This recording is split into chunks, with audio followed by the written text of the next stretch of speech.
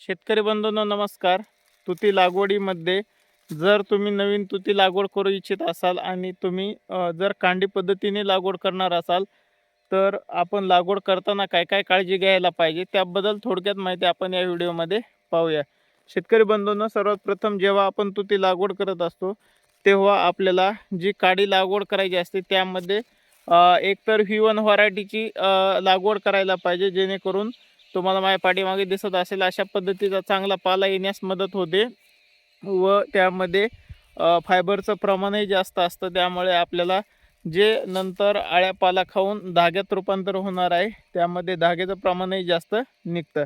तर यामध्ये लागवड करत असताना सर्वात महत्त्वाची गोष्ट असते ती म्हणजे रोप लागवड करणे किंवा कांडी लागवड. दोन्ही ठिकाणी आपल्याला कांडीचाच वापर करावा लागतो. त्यामुळे कांडीची रोप बनवताना किंवा डायरेक्ट शेतामध्ये लागवड करत असताना आपल्याला जास्तीत जास्त वय झालेल्या कांडीचा वापर करायचा आहे. माझ्या पाठीमागे पाहत असाल अशा पद्धतीने आता ही जी कांडी आहे सरासरी याला 4 महिने पूर्ण झालेला आहे. तर 4 ते 5 महिन्याची जर आपण काडी जर वापरली तर याचे जे फुटवे आहेत ते फास्ट निघण्यास मदत होते. तसेच हे जमिनीमध्ये लावल्यानंतर मर कमी प्रमाणात होते. जर तुम्ही 1 ते 2 महिन्याची जर हिरवी काडी लावली तर मर फास्ट होते, काडी वाळून जाते.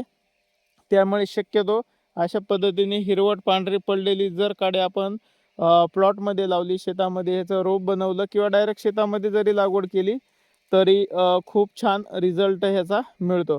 लागवड करत असताना आपल्याला सरासरी हिवाळ्यामध्ये लागवड करायला पाहिजे, म्हणजे जूनपर्यंत आपले प्लॉट पूर्णपणे डेव्हलप होतो व त्यानंतर आपल्याला जुलै ऑगस्टपासून बॅचेस घेता येतात. लागवड करत असताना तुमच्या स्थानिक जमिनीनुसार व तुमचं मशागतीचं साधन काय आहे यानुसार तुम्ही लागवडीचं अंतर ठेवायला पाहिजे. आता माझ्या पाठीमागे जे दिसत आहे हे अंतर 4x2चं आहे. 4 फुटावरती लाईन आहे आणि 1.5 फूट 2 फुटावरती झाड आहे. आता हे तुम्हाला पाठीमागे दिसत असेल हे पिवळं पडून गळून गेलेला पाला आहे. त्यामुळे एवढ्या दूरवरून उंचीवरून पाला कापावं लागत आहे. त्यामुळे शक्य होईल तेवढं जर आपण अंतर जास्त ठेवलं तर पाला कमी प्रमाणात पिवळा पडतो. माहिती कशी वाटली कमेंट बॉक्समध्ये आपले मत व्यक्त करा व रेशीम निगडीत नवीन व्हिडिओ पाहण्यासाठी कृषी मित्र धनराज या यूट्यूब चॅनलला फॉलो करा, सबस्क्राईब करा आणि इतर शेतकऱ्यांपर्यंत आपले व्हिडिओ शेअर करायला विसरू नका.